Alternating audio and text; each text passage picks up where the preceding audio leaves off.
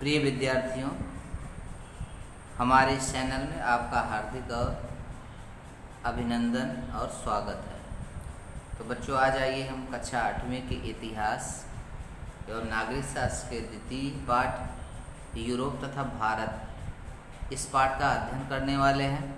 बच्चों, जब तक आप पूर्णतः जो है इस वीडियो को नहीं देखेंगे तब तक आपको पूर्णतः समझ में नहीं आएगा। सभी वीडियो जो भी भेजे जाते हैं आप उसे क्या करिए, पूर्णतः देखिए और समझने की कोशिश करिए, तभी आपको समझ में आएगा। तो शुरू से अंत तक आप इसे देखिए और समझिए। तो चलिए स्टार्ट करते हैं। यूरोप और भारत। तो यूरोप भी एक क्या है, राष्ट्र, और भारत भी क्या है, राष्ट्र है। तो देखिए बच्चों, यहाँ पे जैसे हमको मालूम है कि भारत में यूरोप की सत्ता थी। यहाँ पे यूरोपवासी यहाँ पे आकर के रहते थे, अपना उपनिवेश बनाए थे भारत को। तो बहुत सी ऐसी घटनाएं हैं जो भारत में आज भी जो है वह हमको दिखाई देती हैं। उसका परिणाम जो है यूरोप का हमारे भारत पे दिखाई देता है। तो हम अपना जब इतिहास स्टार्ट करते हैं, पढ़ते हैं, तो भारत में अत्यधिक जो भी इतिहास पढ़ते हैं वह क्या है, बाहर यानी यूरोपीय इतिहास का अध्ययन हम करते हैं। तो आज हम जो है आधुनिक इतिहास में जो है इसी का अध्ययन करने वाले हैं। तो सबसे पहले हम पढ़ने वाले हैं पुनर्जागरण युग। क्या है बच्चों, पुनर्जागरण युग। ये क्या होता है, आइए हम इसे समझते हैं। यूरोपीय इतिहास में मध्य युग का अंतिम चरण 13 ईस्वी शताब्दी से 16 ईस्वी शताब्दी के बीच की शताब्दी है। किसका? यूरोपीय इतिहास का जो है अंतिम चरण 13 ईस्वी से स्टार्ट होता है और 16 ईस्वी के बीच का होता है। ये शताब्दियाँ पुनर्जागरण युग रूप में जानी जाती हैं। आपको यही याद रखना है, यही शताब्दियाँ जो है 13 से लेकर 16 तक यही युग जो है पुनर्जागरण के रूप में जाना जाता है।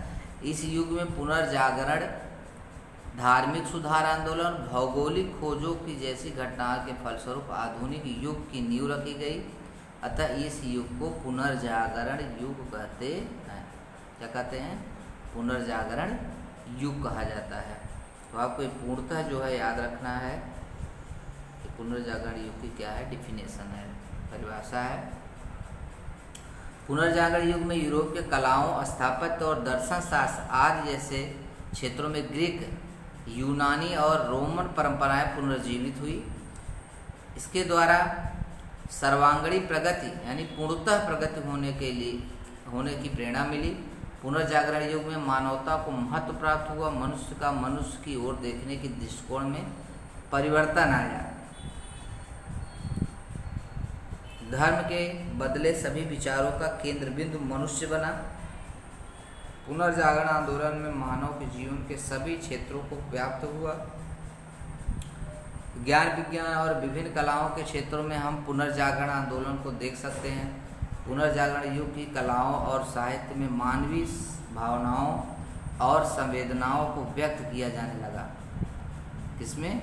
पुनर्जागरण युग में कलाओं और साहित्य में विभिन्न मानवीय भावनाओं संवेदनाओं को व्यक्त किया जाने लगा। प्रादेशिक भाषाओं में साहित्य लिखा जाने लगा। इसमें लोग समझ सकेंगे। 1450 में जर्मनी के जोहान्स गुटेनबर्ग ने छपाई यंत्र का आविष्कार भी इसी समय किया गया। छपाई यंत्र का आविष्कार होने से नए विचार, नई संकल्पनाएं और ज्ञान का प्रचार प्रसार होने समाज में सभी वर्गों तक पहुंचने लगा। ये क्या था? पुनर्जागरण, यानी लोगों के अंदर फिर से क्या लाना, पुनर्जागरण लाना। यही क्या था? पुनर्जागरण था। तो धार्मिक सुधार आंदोलन पहला क्या है?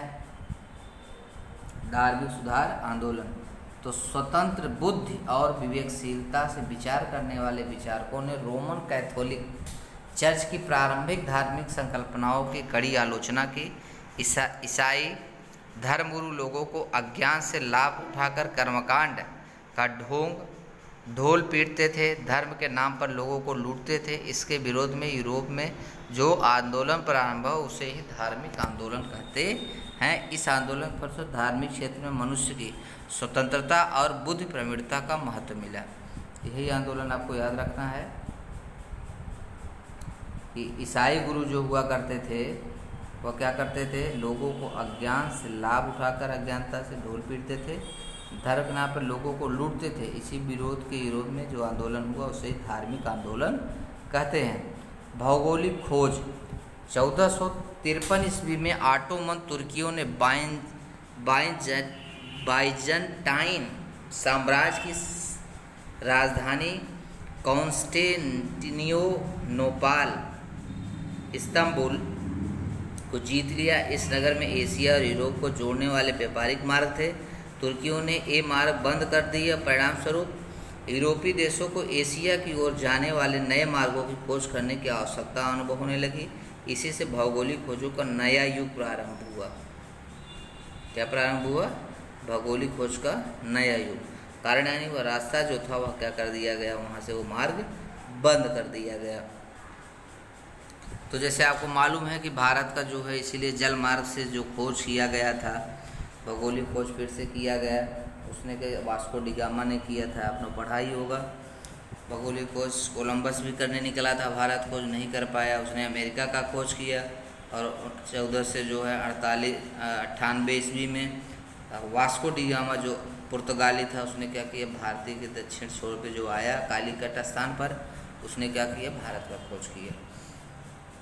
राजनीतिक क्षेत्र में क्रांति। आधुनिक युग में प्रारंभिक चरण में यूरोप में अनेक राजनीतिक परिवर्तन हुए। 18वीं तथा 19वीं शताब्दी में कई क्रांतिकारी घटनाएं घटित हुई। अतः यह युग क्रांतिकारी युग के रूप में जाना जाता है। इस कालखंड में इंग्लैंड में संसदीय लोकतंत्र का विकास हुआ। कैबिनेट प्रणाली के स्वरूप में बदलाव आया। 1689 ईस्वी के बिल ऑफ राइट्स के कारण राजा के अधिकार संकुचित हुए। संसद की संप्रभुता क्या हो गई, समाप्त हो गई। तो राजनीतिक क्षेत्र में क्रांति हुआ। अमेरिका का स्वतंत्रता युद्ध। यूरोप में जो क्रांतिकारी गतिविधियां घटित हुई उनकी पृष्ठभूमि में अमेरिका के स्वतंत्रता युद्ध का भी विचार करना आवश्यक है। अमेरिका महाद्वीप के खोज होने के पश्चात यूरोप के देशों का ध्यान इस महाद्वीप की ओर आकृष्ट हुआ, यानी खींचा, उधर ध्यान गया इनका। साम्राज्यवादी यूरोपीय देशों ने अमेरिका महाद्वीप के विविध प्रदेशों को अपने नियंत्रण में कर वहां अपने उपनिवेश स्थापित किए। इंग्लैंड ने उत्तरी अमेरिका के पूर्वी तट पर 13 उपनिवेश स्थापित किए। प्रारंभ में इंग्लैंड का इन उपनिवेशों पर रहने के लिए वर्चस्व था, परंतु कालांतर में इंग्लैंड की संसद ने अमेरिका के इन उपनिवेशों पर कठोर बंधन और कर लादने प्रारंभ किए। तो अमेरिका ने इस उपनिवेशों में रहने वाले स्वतंत्रता प्रिय जनता को इसका विरोध किया। इंग्लैंड ने उपनिवेशों के विरोध को कुचलने के लिए उपनिवेशों के विरुद्ध युद्ध की घोषणा की। अमेरिका के उपनिवेशवादियों ने जॉर्ज वाशिंगटन के नेतृत्व में सैन्य का गठन का प्रतिकार किया, यानी उसको नहीं माना। अंततः उपनिवेशों की सेना की विजय हुई और यह घटना अमेरिका के स्वतंत्रता युद्ध के रूप में जानी जाती है। यह घटना किसके रूप में जानी जाती है? अमेरिका के स्वतंत्रता युद्ध के रूप में जानी जाती है। इसी से एक नया देश संयुक्त राज्य अमेरिका राष्ट्र संघ राज्य उदय हुआ, जिसे शासन प्रणाली, लिखित संविधान और लोकतांत्रिक व्यवस्था को स्थान दिया था। फ्रांस की राजनीतिक क्रांति। 1989 ईस्वी में फ्रांस की जनता ने वहां के निरंकुश और अन्यायकारी राजतंत्र और रियासतदारी व्यवस्था के विरुद्ध विद्रोह किया और गणतंत्र की स्थापना की। यह घटना फ्रांस की राजक्रांति के रूप में जानी जाती है। फ्रांस की राजक्रांति ने विश्व को स्वतंत्रता, समता और बंधुता जैसे मूल्यों की देन दी है। विश्व में इतिहास में राजनीतिक क्रांतियाँ हुई, इसमें अमेरिका का स्वतंत्रता युद्ध और फ्रांस की राजक्रांति को विशेष महत्व प्राप्त होता है। औद्योगिक क्रांति क्या थी? 18वीं शताब्दी के उत्तरार्ध में यूरोप में औद्योगिक क्षेत्र में क्रांतिकारी परिवर्तन होने लगे। वाष्प शक्ति पर चलने वाले यंत्रों की सहायता से उत्पादन होने लगे, जिसमें वाष्प इंजन बनाया गया, बहुत सी ऐसी चीज़ें बनाई गई जो वाष्प चलाई जाती थी। छोटे घरेलू उद्योग धंधे स्थान बड़े कारखानों ने ले लिए। हथकरघा स्थान बिजली करघा उपयोग प्रारंभ हुआ। रेल जलयान यातायात नए साधन आए। यंत्र युग का अवतरण हुआ, यानी यंत्र बनाए जाने लगे। इसे ही क्या कहा जाता है?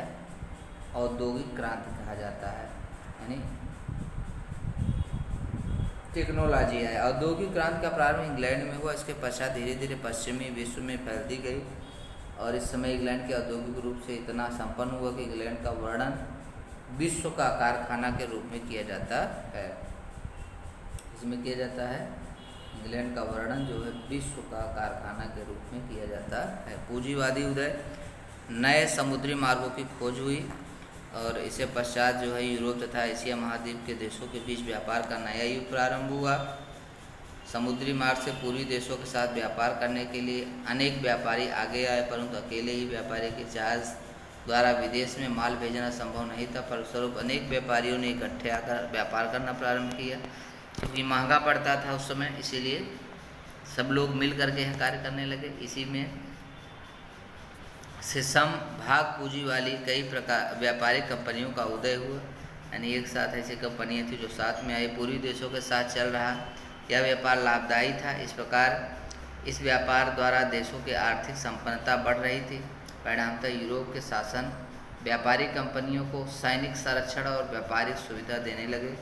इस व्यापार के परिणाम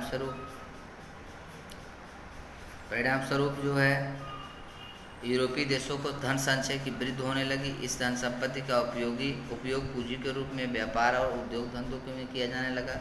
परिणाम स्वरूप यूरोप में देशों में पूंजीवादी अर्थव्यवस्था का क्या हुआ, उदय हुआ। उपनिवेशवाद, किसी देश में कुछ देशों का द्वारा दूसरे भूप्रदेश में किसी विशिष्ट क्षेत्र में अपनी बस्ती बसाने को उपनिवेश स्थापित करना कहते हैं। तो आपको याद रखना है, किसी देश के कुछ लोगों द्वारा दूसरे प्रदेश में किसी विशिष्ट क्षेत्र में अपनी बस्ती बसाने के उपनिवेश कहा जाता है। किसी आर्थिक सैनिक दृष्टि से बलशाली देश को अपनी सामर्थ्य बल पर भूप्रदेश पर व्याप्त कर उसे भूप्रदेश में अपना राजनीतिक वर्चस्व स्थापित करते हैं, इसे ही उपनिवेशवाद कहते हैं। तो यूरोपीय देशों में इसे उपनिवेशवादी मानसिकता साम्राज्यवाद का उदय हुआ। तो भारत आपको मालूम है जो है उपनिवेशवाद था इंग्लैंड का। यहाँ पे बहुत वर्षों तक जो है लगभग 150 वर्ष तक जो है यहाँ पे यूरोपियों ने क्या किया था, शासन किया था। विकसित राष्ट्रों द्वारा अविकसित राष्ट्र पर अपना समग्र वर्चस्व स्थापित करना और अनेक नए उपनिवेश स्थापित करना साम्राज्यवाद कहलाता है। आपको यह याद रखना है कि इसी विकसित राष्ट्रों द्वारा अविकसित राष्ट्रों